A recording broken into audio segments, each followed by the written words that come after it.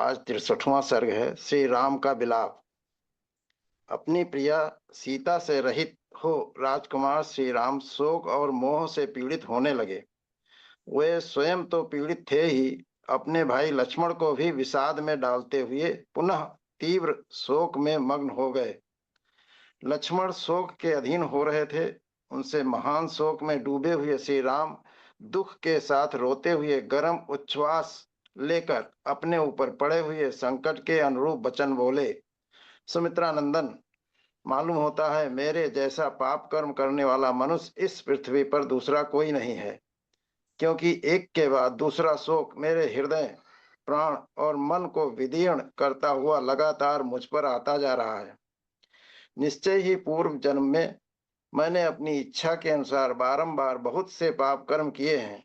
उन्हीं में से कोई उन्हीं में से कुछ कर्मों का यह परिणाम आज प्राप्त हुआ है, जिससे मैं एक दुख से दूसरे दुख में पड़ता जा रहा हूँ। पहले तो मैं राज्य से वंचित हुआ, फिर मेरा स्वजनों से वियोग हुआ, तत्पश्चात पिताजी का परलोकवास हुआ, फिर माता से भी मुझे बिछुड़ जाना पड़ा। लक्ष्मण, ये सारी बातें जब मुझे याद आती हैं तब मेरे शोक के वेग को बढ़ा देती हैं।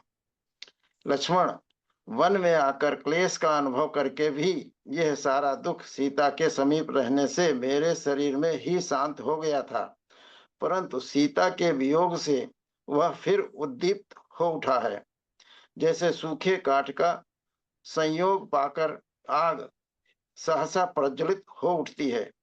हाय, मेरी श्रेष्ठ स्वभाव वाली भीरु पत्नी को अवश्य ही राक्षस ने आकाश मार्ग से हर लिया।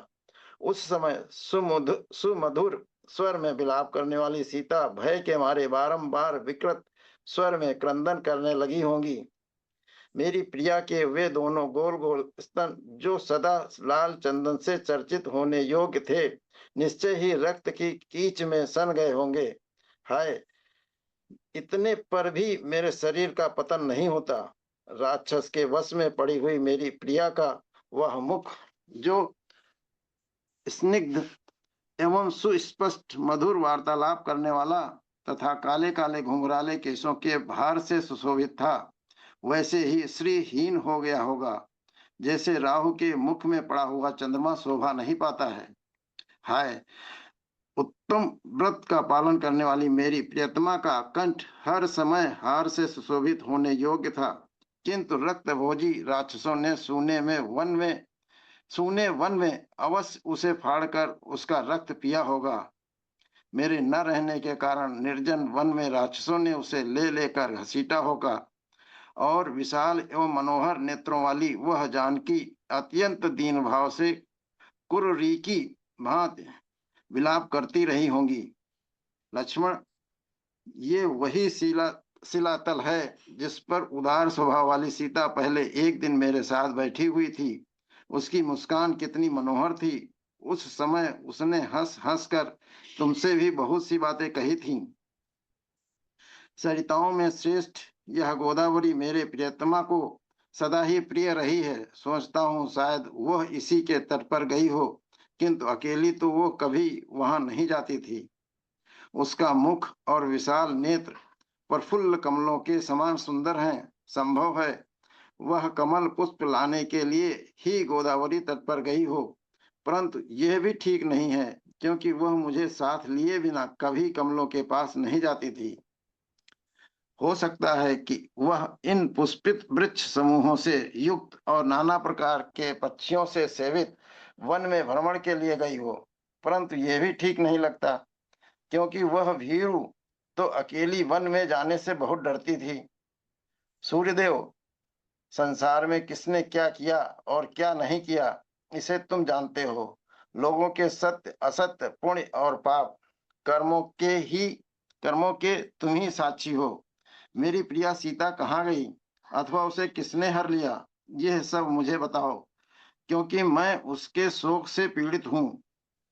वायुदेव, समस्त विश्व में ऐसी कोई बात नहीं है जो तुम्हें सदा ज्ञात न रहती हो। मेरी कुल पालिका सीता कहाँ है, यह बता दो। वह मर गई, हर ली गई, अथवा मार्ग में ही है। इसी प्रकार शोक के अधीन होकर जब श्री रामचंद्र जी संज्ञा शून्य हो विलाप करने लगे, तब उनकी ऐसी अवस्था देख न्यायोचित मार्ग पर स्थित रहने वाले उदरचित सुमित्रा कुमार लक्ष्मण ने उनसे यह समायोचित बात कही। आर्य, आप शोक छोड़कर धैर्य धारण करें, सीता की खोज के लिए मन में उत्साह रखें, क्योंकि उत्साही मनुष्य जगत में अत्यंत दुष्कर कार्य आ पड़ने पर भी कभी दुखी नहीं होते हैं। बढ़े हुए पुरुषार्थ वाले सुमित्रा कुमार लक्ष्मण जब इस प्रकार की बातें कह रहे थे, उस समय रघुकुल की वृद्धि करने वाले श्री राम ने आर्त होकर उनके कथन के औचित्य पर कोई ध्यान नहीं दिया। उन्होंने धैर्य छोड़ दिया और वे पुनः महान दुख में पड़ गए। इस प्रकार वाल्मीकि निर्मित आर्ष रामायण आदि काव्य के अरण्य कांड में 63वां सर्ग पूरा हुआ। 64वां सर्ग श्री राम और लक्ष्मण के द्वारा सीता की खोज। श्री राम का शोक को दगार मृगों द्वारा संकेत पाकर दोनों भाइयों का दक्षिण दिशा की ओर जाना, पर्वत पर क्रोध, सीता के बिखरे हुए फूल, आभूषणों के कण और युद्ध के चिन्ह देखकर श्री राम का देवता आदि सहित समस्त त्रिलोकी पर रोष प्रकट करना। तदंतर दीन हुए श्री रामचंद्र जी ने दीन वाणी में लक्ष्मण से कहा, लक्ष्मण, तुम शीघ्र ही गोदावरी नदी के तट पर जाकर पता लगाओ, सीता कमल लाने के लिए तो नहीं चली गई। श्री राम की ऐसी आज्ञा पाकर लक्ष्मण शीघ्र गति से पुनः रमणीय गोदावरी नदी के तट पर गए। अनेक तीर्थों घाटों से युक्त गोदावरी के तट पर खोजकर लक्ष्मण पुनः लौट आए और श्री राम से बोले, भैया, मैं गोदावरी के घाटों पर सीता को नहीं देख पाता हूँ। जोर जोर से पुकारने पर भी वे मेरी बात नहीं सुनती हैं। श्री राम, क्लेशों का नाश करने वाली विदेह राजकुमारी न जाने किस देश में चली गई। भैया श्री राम, जहाँ कृष्णकट प्रदेश वाली सीता गई हैं, उस स्थान को मैं नहीं जानता। लक्ष्मण की ये बात सुनकर दीन एवं संताप से मोहित हुए श्री रामचंद्र जी स्वयं ही गोदावरी नदी के तट पर गए। वहां पहुंचकर श्री राम ने पूछा, सीता कहाँ है? परंतु वध के योग्य राक्षस राज रावण द्वारा हरी गई सीता के विषय में समस्त भूतों में से किसी ने कुछ नहीं कहा। गोदावरी नदी भी श्री राम को कोई उत्तर गोदावरी नदी ने भी श्री राम को कोई उत्तर नहीं दिया। तदंतर वन के समस्त प्राणियों ने उन्हें प्रेरित किया कि तुम श्री राम को उनकी प्रिया का पता बता दो, किंतु शोकमग्न श्री राम के पूछने पर भी गोदावरी ने सीता का पता नहीं बताया। दुरात्मा रावण के उस रूप और कर्म को याद करके भय के मारे गोदावरी नदी ने वैदेही के विषय में श्री राम से कुछ नहीं कहा।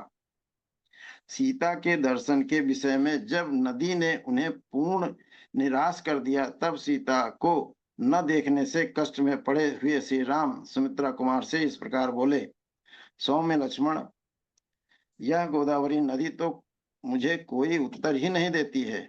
अब मैं राजा जनक से मिलने पर उन्हें क्या जवाब दूंगा? जानकी के बिना उसकी माता से मिलकर भी मैं उनसे यह अप्रिय बात कैसे सुनाऊंगा?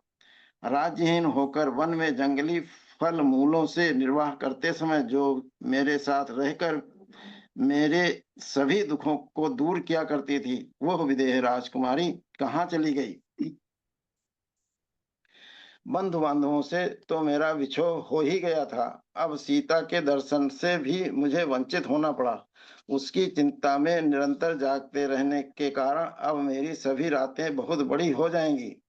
मंदाकिनी नदी, जन स्थान तथा प्रश्नवण पर्वत, इन सभी स्थानों पर मैं बारंबार भ्रमण करूंगा, शायद वहां सीता का पता चल जाए।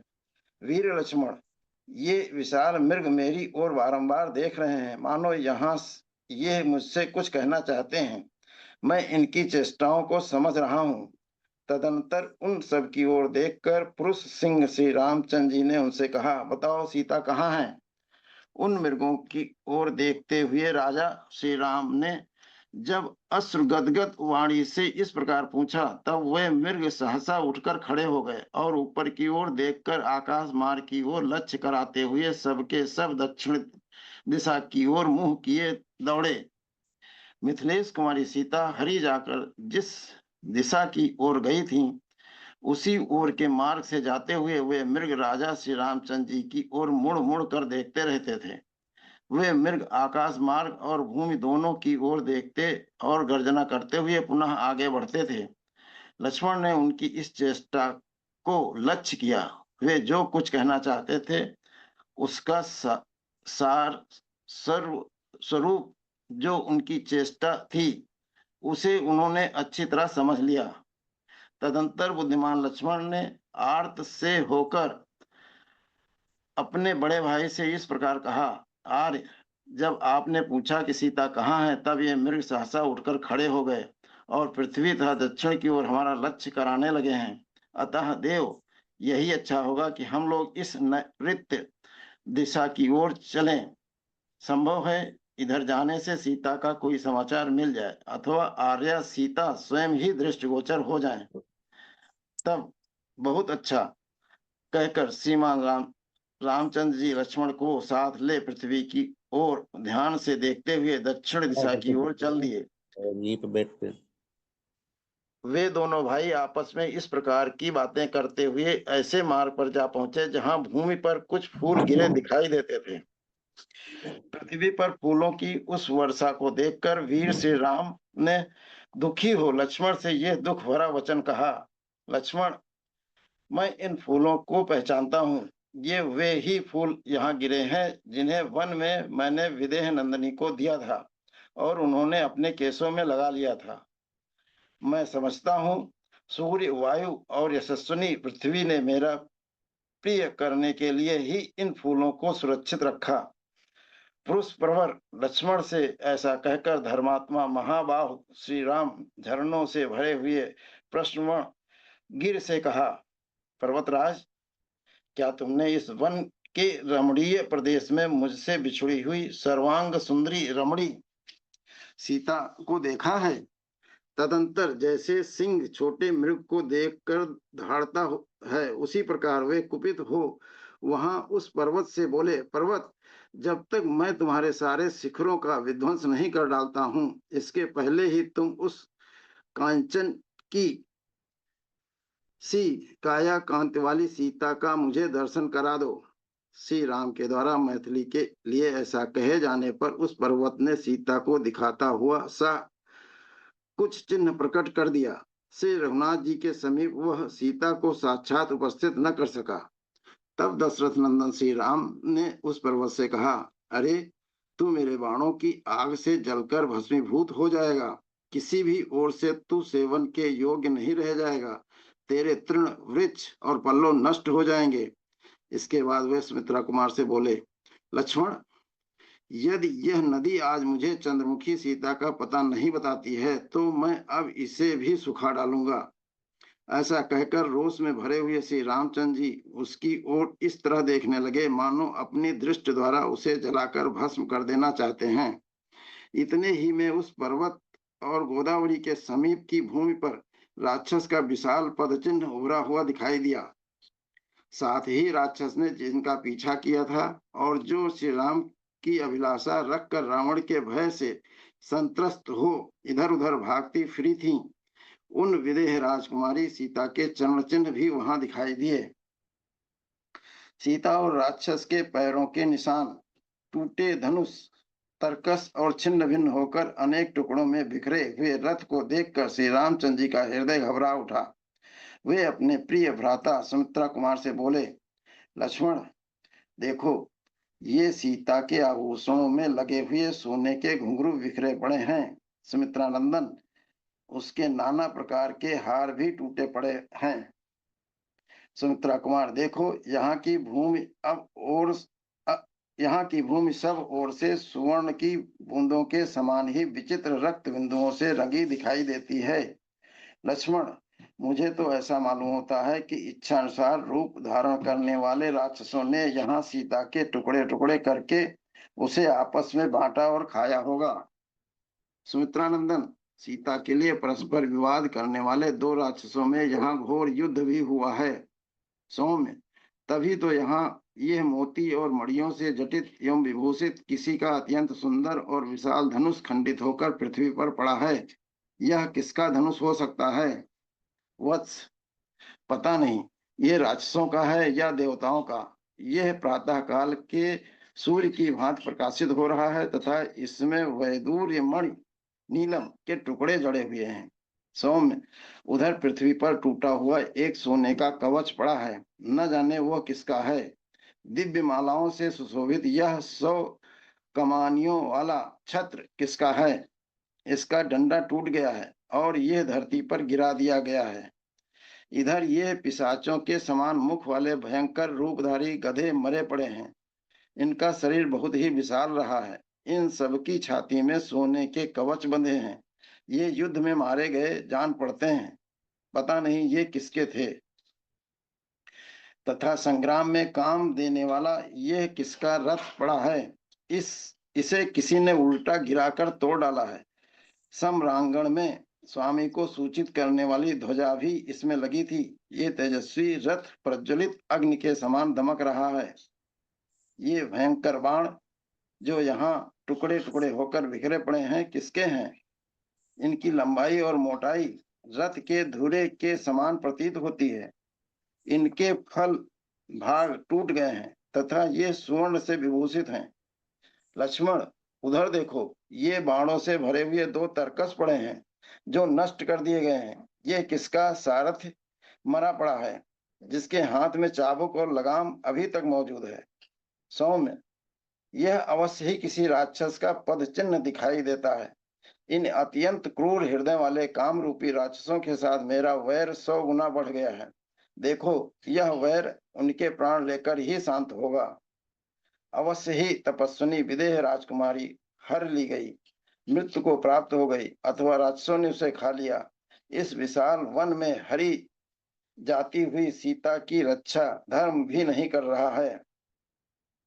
सौम्य लक्ष्मण, जब विदेह नंदनी राक्षसों का ग्रास बन गई अथवा उनके द्वारा हर ली गई और कोई सहायक नहीं हुआ, तब इस जगत में कौन ऐसे पुरुष हैं जो मेरा प्रिय करने में समर्थ हों? लक्ष्मण, जो समस्त लोगों की श्रेष्ठ पालन और संहार करने वाले त्रिपुर विजय आदि शौर्य से संपन्न महेश्वर हैं, वे भी जब अपने करुणामय स्वभाव के कारण चुप बैठे रहते हैं, तब सारे प्राणी उनके ऐश्वर्य को न जानने से उनका तिरस्कार करने लग जाते हैं। मैं लोक हित में तत्पर, युक्त चित्त, जितेंद्रिय तथा जीवों पर करुणा करने वाला हूँ। इसलिए ये इंद्र आदि देवेश्वर निश्चय ही मुझे निर्बल मान रहे हैं। तभी तो इन्होंने सीता की रक्षा नहीं की है। लक्ष्मण, देखो तो सही, ये दयालुता आदि गुण मेरे पास आकर दोष बन गया। तभी तो मुझे निर्बल मानकर ही मेरी स्त्री का अपहरण किया गया है। अतः अब मुझे पुरुषार्थ ही प्रकट करना होगा। जैसे प्रलय काल में उदित हुआ महान सूर्य चंद्रमा की ज्योत्सना चांदनी का संहार करके प्रचंड तेज से प्रकाशित हो उठता है, उसी प्रकार अब मेरा तेज आज ही समस्त प्राणियों तथा राक्षसों का अंत करने के लिए मेरे उन कोमल स्वभाव आदि गुणों को समेटकर प्रचंड रूप में प्रकाशित होगा। ये भी तुम देखो। लक्ष्मण, अब न तो यक्ष, न गंधर्व, न पिशाच, न राक्षस, न किन्नर और न मनुष्य ही चैन से रहने पाएंगे। सुमित्रानंदन, देखना, थोड़ी ही देर में आकाश को मैं अपने चलाए हुए बाणों से भर दूंगा और 3 लोकों में विचरने वाले प्राणियों को हिलने लुढ़ने भी नहीं दूंगा। ग्रहों की गति रुक जाएगी, चंद्रमा छिप जाएगा, अग्नि, मरुदगण तथा सूर्य का तेज नष्ट हो जाएगा। सब कुछ अंधकार से आच्छन्न हो जाएगा। पर्वतों के शिखर मथ डाले जाएंगे। सारे जलाशय, नदी, सरोवर आदि सूख जाएंगे। वृक्ष, लता और गुल्म नष्ट हो जाएंगे और समुद्रों का भी नाश कर दिया जाएगा। इस तरह मैं सारी त्रिलोकी में ही काल की विनाश लीला आरंभ कर दूंगा। सुमित्रानंदन, यदि देवेश्वर गण इस मुहूर्त में मुझे सीता देवी को कुशल नहीं लौटा देंगे तो वे मेरा पराक्रम देखेंगे। लक्ष्मण, मेरे धनुष के प्रत्यंचा से छूटे हुए बाण समूहों द्वारा आकाश के ठसाठस भर जाने के कारण उसमें कोई प्राणी उड़ नहीं सकेंगे। सुमित्रानंदन, देखो, आज मेरे नाराजों से रौंदा जाकर यह सारा जगत व्याकुल और मर्यादा रहित हो जाएगा। यहाँ के मृग और पक्षी आदि प्राणी नष्ट एवं उद्भ्रांत हो जाएंगे। धनुष को कान तक खींचकर छोड़े गए मेरे बाणों को रोकना जीव जगत के लिए बहुत कठिन होगा। मैं सीता के लिए उन बाणों द्वारा इस जगत के समस्त पिशाचों और राक्षसों का संहार कर डालूंगा। रोष और अमर्ष पूर्वक छोड़े गए मेरे फल रहित दूरगामी बाणों का बल आज देवता लोग देखेंगे। मेरे क्रोध से त्रिलोकी का विनाश हो जाने पर न देवता रह जाएंगे, न दैत्य, न पिशाच रहने पाएंगे, न राक्षस। देवताओं, दानवों, यक्षों और राक्षसों के जो लोग हैं वे मेरे बाण समूह से टुकड़े टुकड़े होकर बारंबार नीचे गिरेंगे।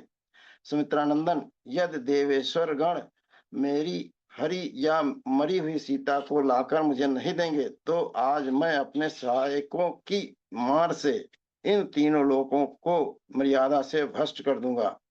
यदि वे मेरी प्रिया विदेह राजकुमारी को मुझे उसी रूप में वापस नहीं लौटाएंगे तो मैं चराचर प्राणियों सहित समस्त त्रिलोकी का नाश कर डालूंगा। जब तक सीता का दर्शन न होगा तब तक मैं अपने सहायकों से समस्त संसार को संतप्त करता रहूंगा। ऐसा कहकर श्री रामचंद्र जी के नेत्र क्रोध से लाल हो गए, होठ फड़कने लगे। उन्होंने वल्कल और मृग चर्म को अच्छी तरह कसकर अपनी जटा भार को भी बांध लिया। उस समय क्रोध में भरकर उस तरह संहार के लिए उद्यत हुए भगवान श्री राम का शरीर पूर्व काल में त्रिपुर का संहार करने वाले रुद्र के समान प्रतीत होता था। उस समय लक्ष्मण के हाथ से धनुष लेकर श्री रामचंद्र जी ने उसे दृढ़ता पूर्वक पकड़ लिया और एक विषधर सर्प के समान भयंकर और प्रज्वलित बाण लेकर श्री रामचंद्र जी ने उसे दृढ़ता पूर्वक पकड़ लिया और एक विषधर सर्प के समान भयंकर और प्रज्वलित बाण लेकर उसे उस धनुष पर रखा। तत्पश्चात शत्रु नगरी पर विजय पाने वाले श्री राम प्रलयाग्नि के समान कुपित हो इस प्रकार बोले, लक्ष्मण, जैसे बुढ़ापा, जैसे मृत्यु, जैसे काल और जैसे विधाता सदा समस्त प्राणियों पर प्रहार करते हैं किंतु उन्हें कोई रोक नहीं पाता, उसी प्रकार निस्संदेह क्रोध में भर जाने पर मेरा भी कोई निवारण नहीं कर सकता। यदि देवता आज पहले की ही भांति मनोहर दांतों वाली अनिंद सुंदरी मिथिलेश कुमारी सीता को मुझे लौटा नहीं देंगे तो मैं देवता, गंधर्व, मनुष्य, नाग और पर्वतों सहित सारे संसार को उलट दूंगा। इस प्रकार वाल्मीकि निर्मित आर्ष रामायण आदि काव्य के अरण्य कांड का 64वां सर्ग पूरा हुआ। 65वां सर्ग लक्ष्मण का श्री राम को समझा बुझाकर शांत करना। सीता हरण के शोक से पीड़ित हुए श्री राम जब उस समय संतप्त हो प्रलय कालिक अग्नि के समान समस्त लोगों का संहार करने को उद्यत हो गए और धनुष की डोरी चढ़ाकर बारंबार उसकी ओर देखने लगे तथा लंबी सांस खींचने लगे, साथ ही कल्पांत काल में रुद्रदेव की भांति समस्त संसार को दग्ध कर देने की इच्छा करने लगे, तब जिन्हें इस रूप में पहले कभी देखा नहीं गया था उस अत्यंत कुपित हुए श्री राम की ओर देखकर लक्ष्मण हाथ जोड़ सूखे हुए मुंह से इस प्रकार बोले, आर्य, आप पहले कोमल स्वभाव से युक्त जितेंद्रिय और समस्त प्राणियों के हित में तत्पर रहे हैं, अब क्रोध के वशीभूत होकर अपनी प्रकृत स्वभाव का प्रत्याग न करें। चंद्रमा में शोभा, सूर्य में प्रभा, वायु में गति और पृथ्वी में क्षमा जैसे नित्य विराजमान रहती है, उसी प्रकार आप में सर्वोत्तम यश सदा प्रकाशित होता है। आप किसी एक के अपराध से समस्त लोगों का संहार न करें। मैं यह जानने की चेष्टा करता हूं कि यह टूटा हुआ युद्धोपयोगी रथ किसका है अथवा किसने किस उद्देश्य से जुए तथा अन्य उपकरणों सहित इस रथ को तोड़ा है, इसका भी पता लगाना है। राजकुमार, यह स्थान घोड़ों की खुरों और थके पहियों से खुदा हुआ है साथ ही खून की बूंदों से सिंच उठा है। इससे सिद्ध होता है कि यहाँ बड़ा भयंकर संग्राम हुआ था, परंतु यह संग्राम चिन्ह किसी एक ही रथी का है, दो का है नहीं। वक्ताओं में श्रेष्ठ श्री राम, मैं यहाँ किसी विशाल सेना का पद चिन्ह नहीं देख रहा हूँ। अतः किसी एक ही के अपराध के कारण आपको समस्त लोगों का विनाश नहीं करना चाहिए, क्योंकि राजा लोग अपराध के अनुसार ही उचित दंड देने वाले, कोमल स्वभाव वाले और शांत होते हैं। आप तो सदा ही समस्त प्राणियों को शरण देने वाले तथा उनकी परम गति हैं। रघुनंदन, आपकी स्त्री का विनाश या अपहरण कौन अच्छा समझेगा? जैसे यज्ञ में दीक्षित हुए पुरुष का साधु स्वभाव वाले ऋत्विज कभी अप्रिय नहीं कर सकते, उसी प्रकार सरिताएं, समुद्र, पर्वत, देवता, गंधर्व और दानव, ये कोई भी आपके प्रतिकूल आचरण नहीं कर सकते। राजन, जिसने सीता का अपहरण किया है उसी का अन्वेषण करना चाहिए।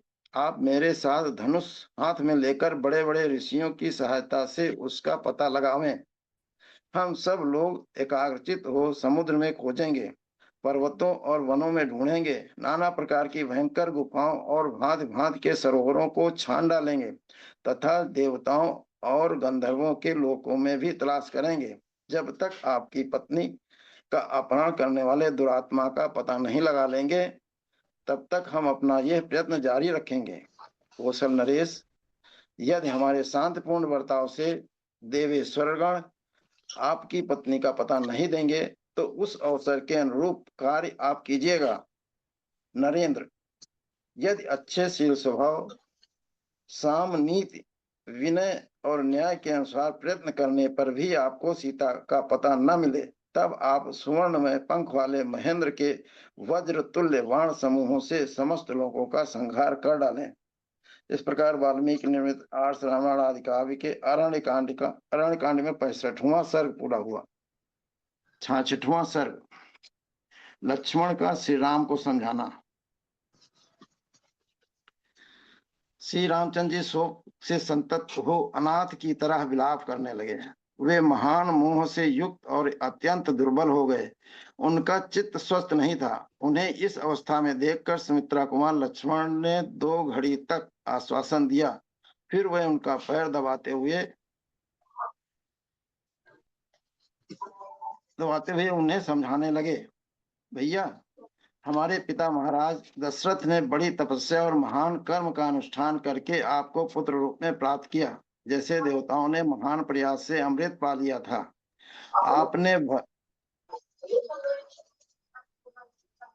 आपने भरत के मुंह से जैसा सुना था उसके अनुसार भूपाल महाराज दशरथ आपके ही गुणों से बंधे हुए थे और आपका ही वियोग होने से देवलोकों को प्राप्त हुए थे।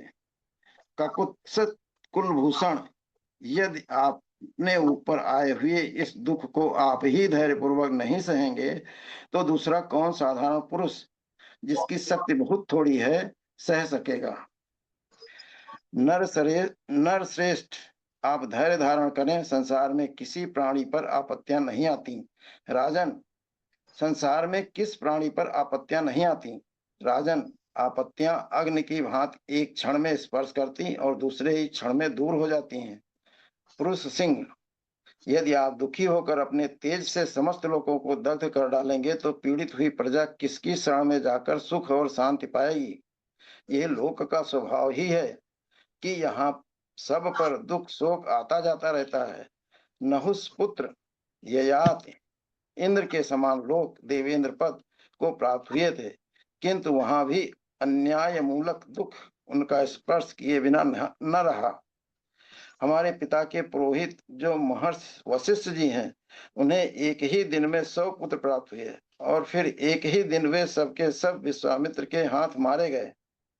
कौशलेश्वर, यह जो विश्व वंदिता जगन माता पृथ्वी है, इसका भी हिलना डुलना देखा जाता है। जो धर्म के प्रवर्तक और संसार के नेत्र हैं, जिनके आधार पर ही सारा जगत टिका हुआ है, वे महाबली सूर्य और चंद्रमा भी राहु के द्वारा ग्रहण को प्राप्त होते हैं। पुरुष प्रवर बड़े बड़े भूत और देवता भी दैव प्रारब्ध कर्म की अधीनता से मुक्त नहीं हो पाते हैं, फिर समस्त देहधारी प्राणियों के लिए तो कहना ही क्या है।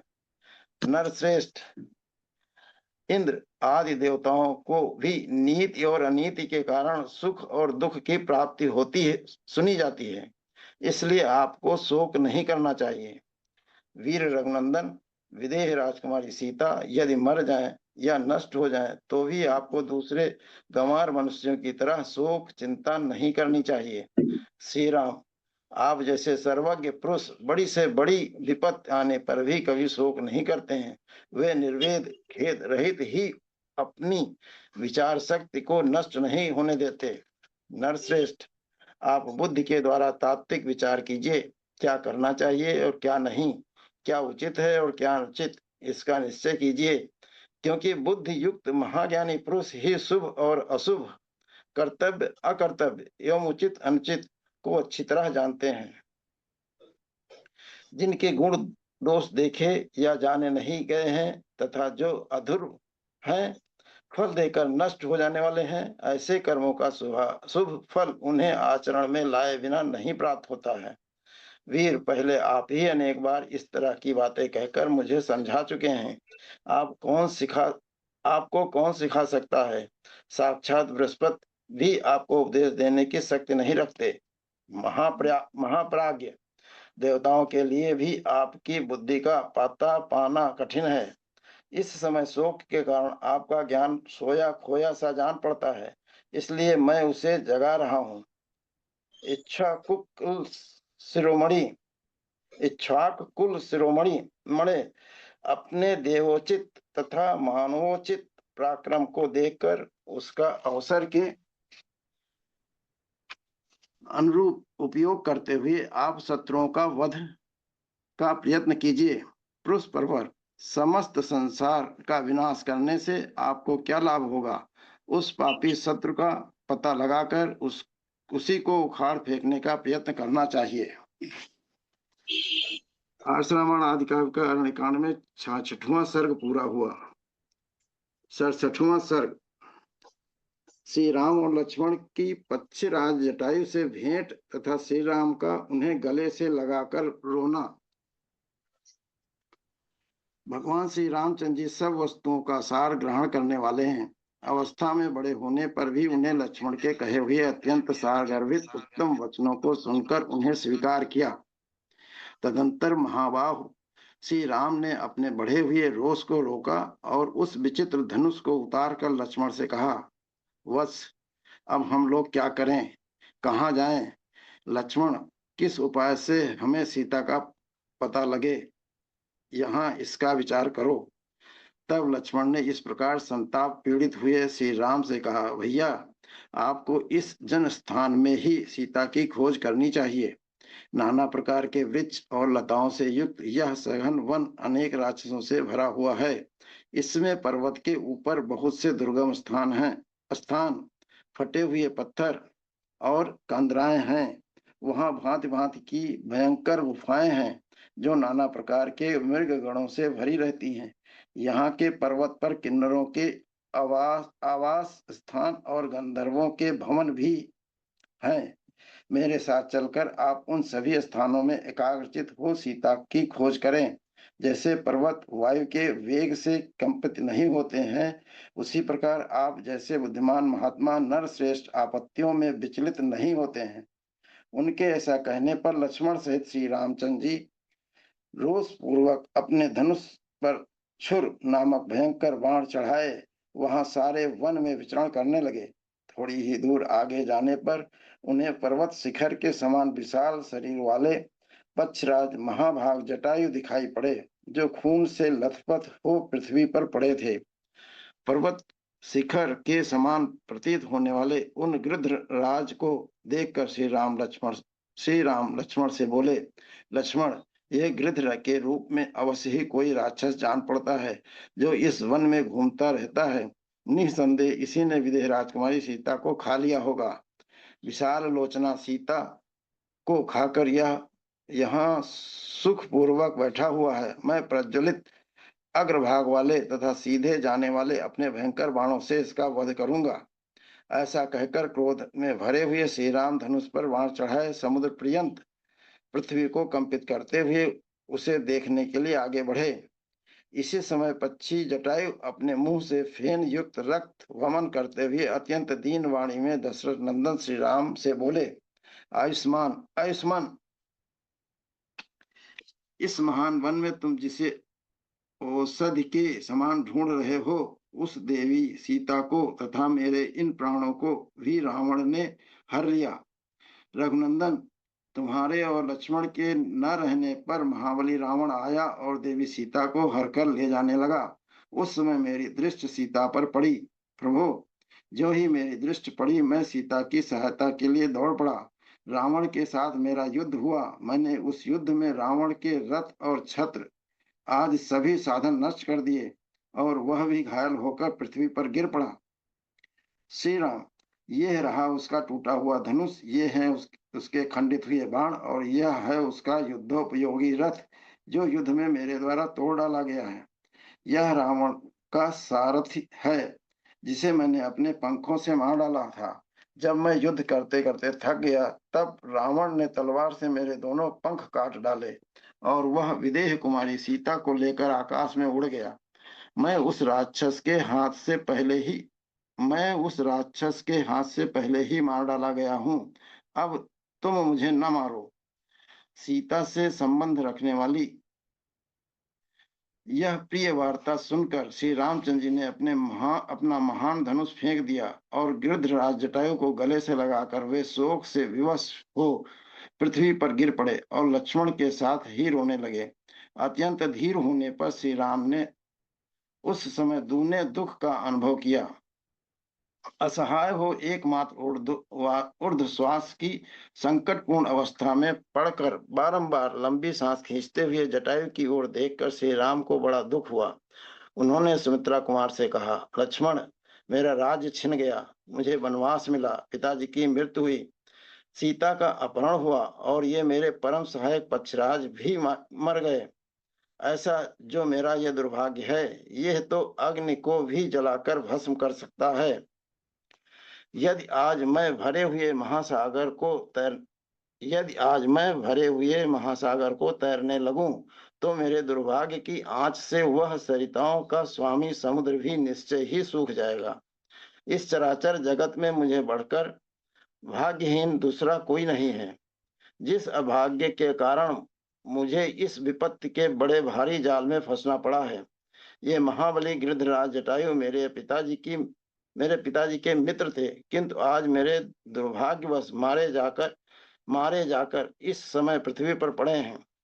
इस प्रकार बहुत सी बातें कहकर लक्ष्मण सहित श्री रघुनाथ जी ने जटायु के शरीर पर हाथ फेरा और पिता के प्रति जैसा स्नेह होना चाहिए वैसा ही उनके प्रति प्रदर्शित किया।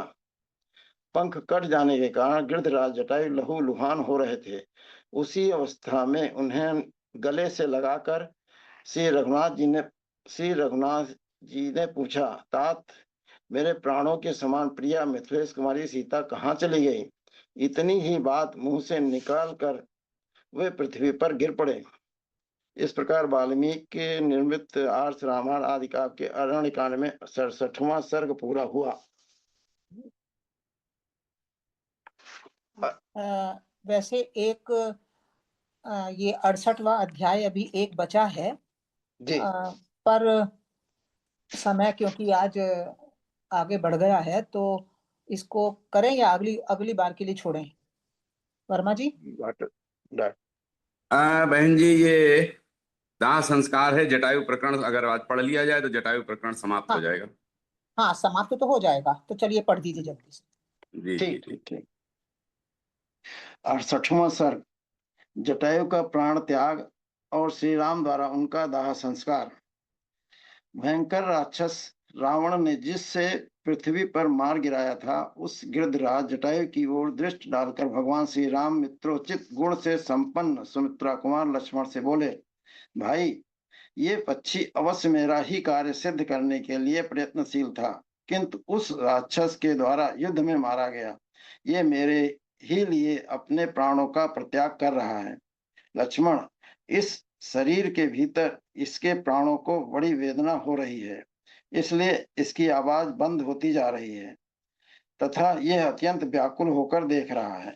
लक्ष्मण से ऐसा कहकर श्री राम उस पक्षी से बोले, जटायु, यदि आप पुनः बोल सकते हो तो आपका भला हो। बताइए सीता की क्या अवस्था है और आपका वध किस प्रकार हुआ। जिस अपराध को देखकर रावण ने मेरी प्रिय भार्या का अपहरण किया है वह अपराध क्या है और मैंने उसे कब किया। किस निमित्त को लेकर रावण ने आर्या का सीता का हरण किया है।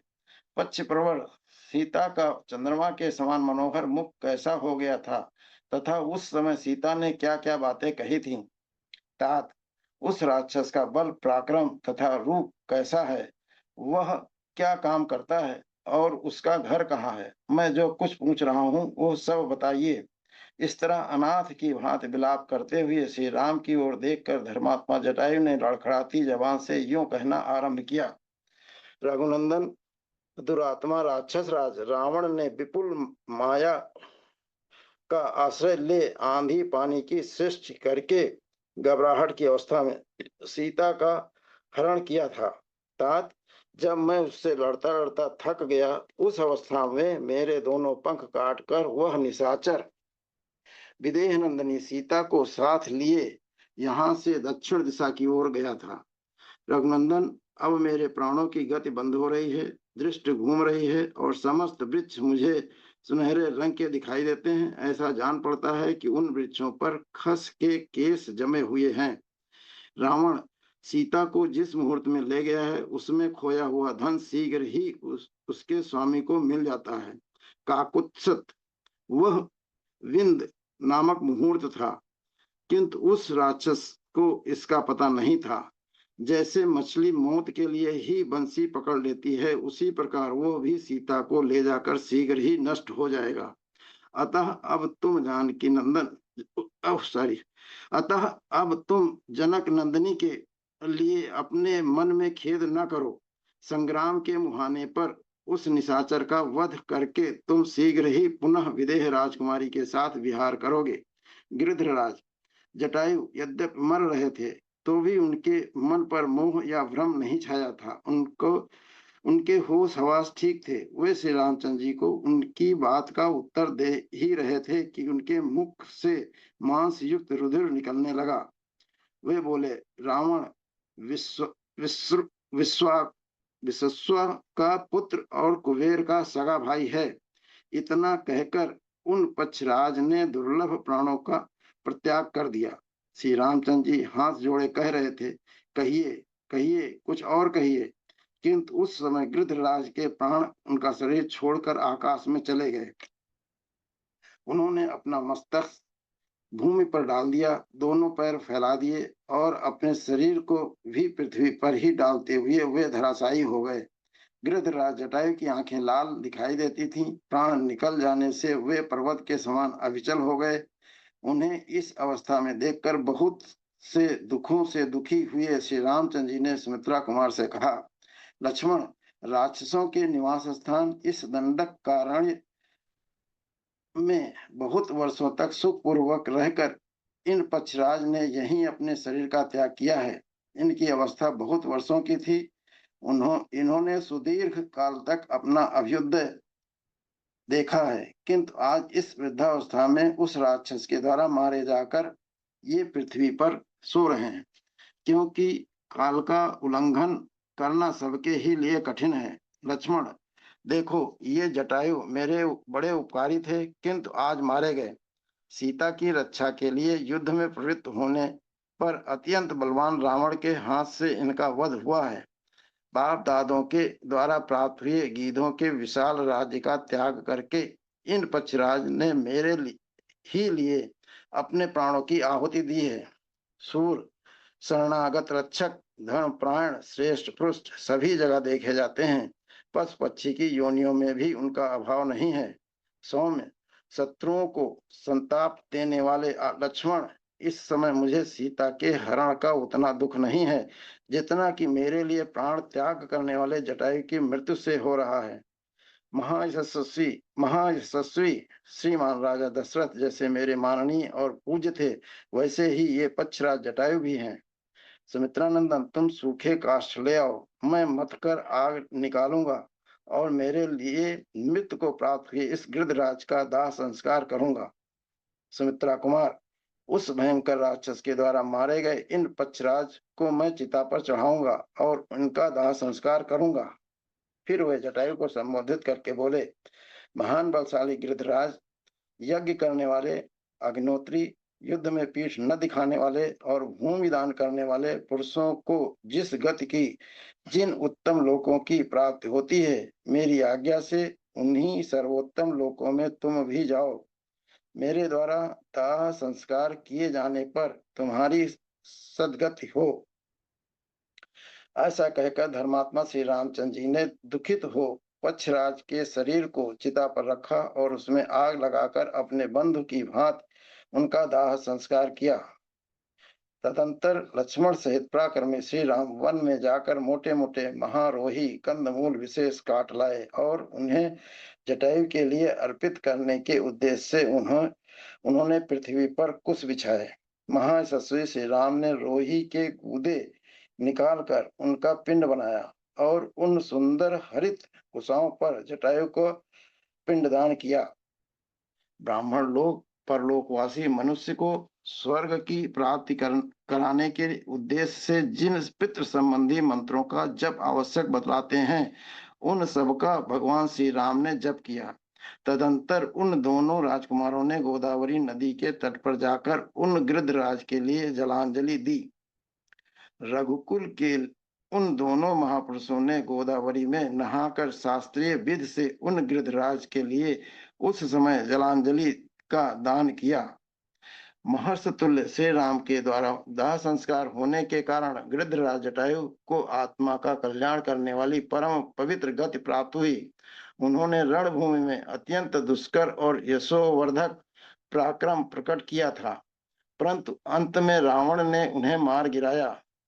तर्पण करने के पश्चात वे दोनों भाई पक्षराज जटायु में पितृतुल्य सुस्थिर भाव रखकर सीता की खोज के कार्य में मन लगा देवेश्वर विष्णु और इंद्र की भांति वन में आगे बढ़े।